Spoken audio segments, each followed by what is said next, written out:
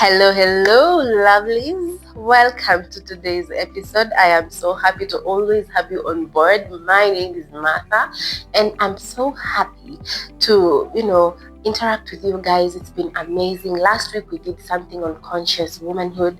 That is godly femininity. I loved that topic, and so many of you guys loved it. Of course, we will keep delving deep into these things, but this is the thing, we are finding our way into everything. My biggest desire is for us to learn how to live consciously. That is why there's conscious young girl, young boy, conscious womanhood, conscious manhood, conscious relationships, conscious marriage.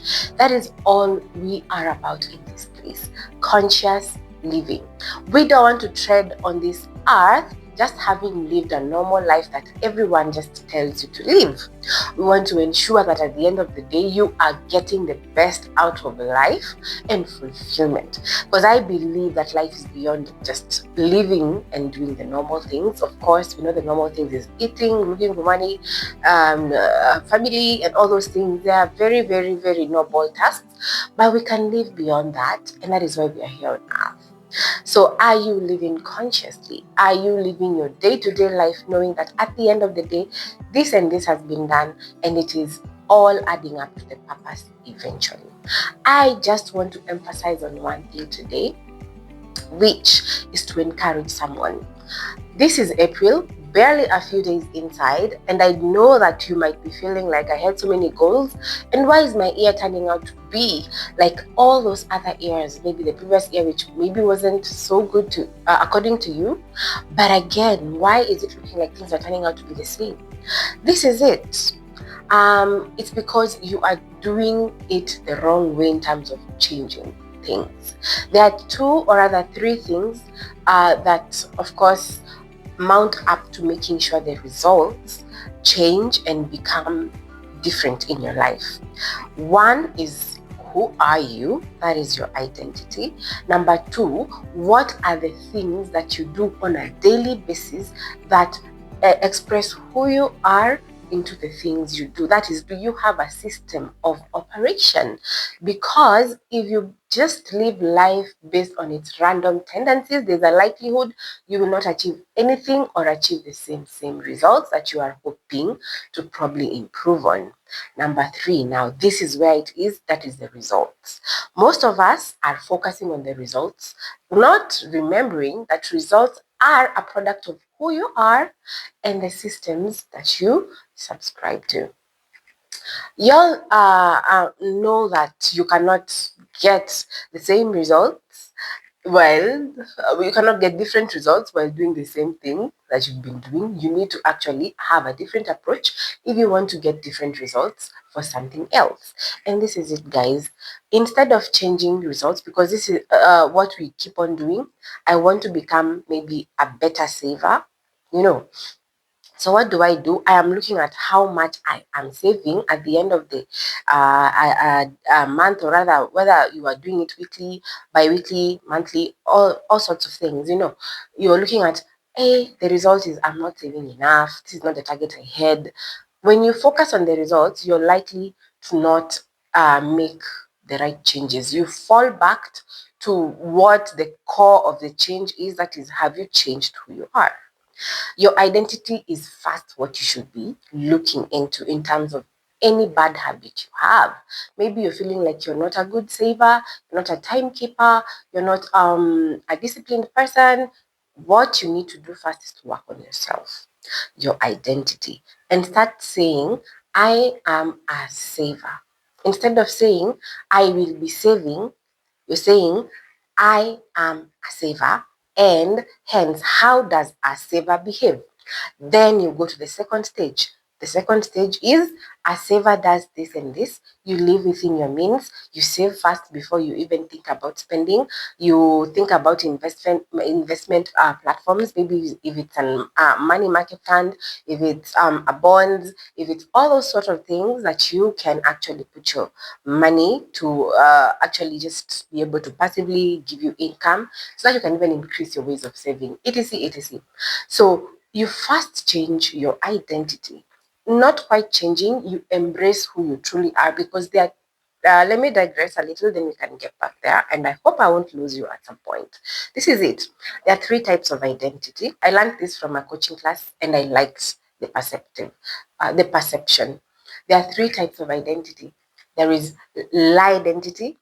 Lie identity is basically lie, the word lie, L-I-E hyphen identity. What are the lies you've been told over time that you believe them about yourself? Sometimes they are very, very subtle in terms of the world tells you so many things you should do, you should believe in, and you've made them form your identity. The second one is my identity. My is my, my hyphen identity. This is basically you embracing certain lies you've told yourself. You've told yourself, now, me, I can't do this. This is how far I can go with things, blah, blah, blah. Maybe it's just you and you're limiting you limiting yourself in terms of your potential. Then there is identity. I, the who you truly are. So this is it. We live within lie identity and my identity and forget to get in touch with who you truly are.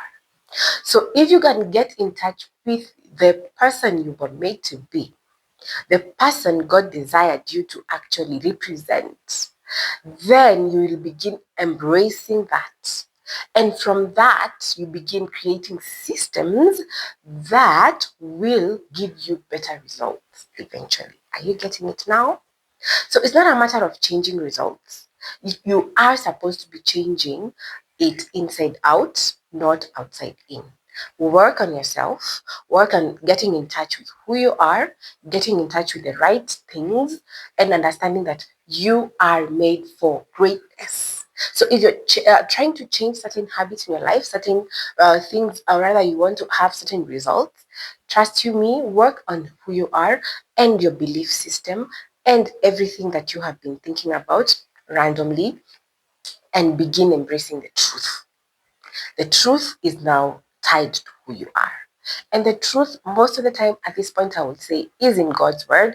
And I know He is the one who created you. At the end of the day, what He says is who you are. So I am emphasizing this today that can you take time and ask yourself, what are certain lies you've told yourself? What are these things that you've made yourself to believe that aren't who you truly are? And begin curating systems that begin embracing the value systems you are supposed to have different results. For instance, maybe you're a drug addict. You aren't supposed to be telling yourself, I'm stopping marijuana today. Maybe I'm no longer going to be drinking. So when somebody comes and asks you, hey sis, hey bro, can we go for a drink? And you say, no, I don't drink anymore. What you're supposed to be changing is who you are. And you say it in terms of, for instance, no, I'm not a drinker, I'm not alcoholic. When you begin embracing that that is the person you are, your brain certainly starts. Our brains are very magical, and God has given us power over all these things. There's a way when you start saying things about who you are and embracing them practically, your brain starts slowly by slowly creating systems in which they fall into place of who you have decided to become. And that is how you form even habits. The more you do something, you realize the next time you do it, you don't think as much as you thought the way you did it the first time. And it becomes so flawless. Sometimes you even do without thinking because it hasn't been embedded in your system, in the crevices of your heart. It is a habit now.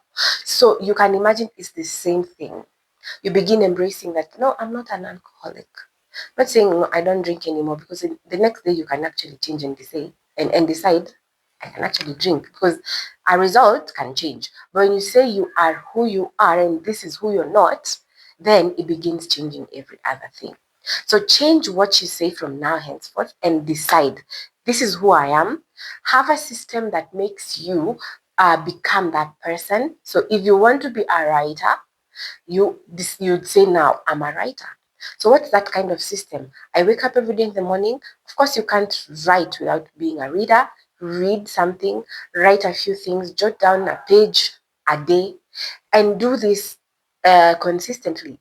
Within a few months, you will have so many articles you've put down that will, of course, credit you as a writer.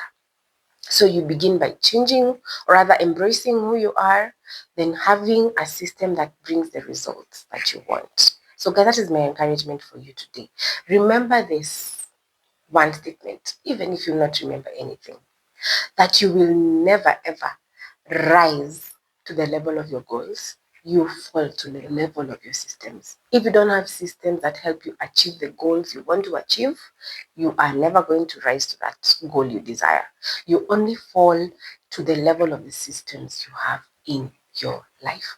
That is why there's a difference between all of us who have set goals at the beginning of the year, and at the end of the year, there's a difference between that person who achieved it and that one who didn't. What is it?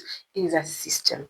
This person actually realized that this goal looks huge, but all these huge things have a domino effect. It's all about doing one thing at a time, one thing at a time.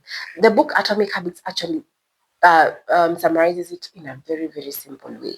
You realize even these big things that have happened, like volcanoes, waterfalls, it was okay. They say a million years. I don't know if it existed for a million years, but they say something was just hitting on a rock for a million years. And the last effect, that one same hit, is what brought the whole thing down. Maybe it's a whole rock. You can imagine, you just keep on having a habit of doing something every day, it will mount up to the energy that will bring down the big thing, that is the big goal you have. So have a system you subscribe to, guys, and remember this. If you want to change something, stop changing the end result.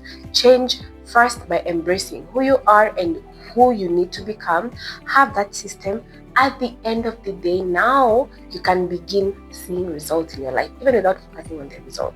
And trust me, by the help of God who created you, you will become better than you even thought you can. So embrace who you are today.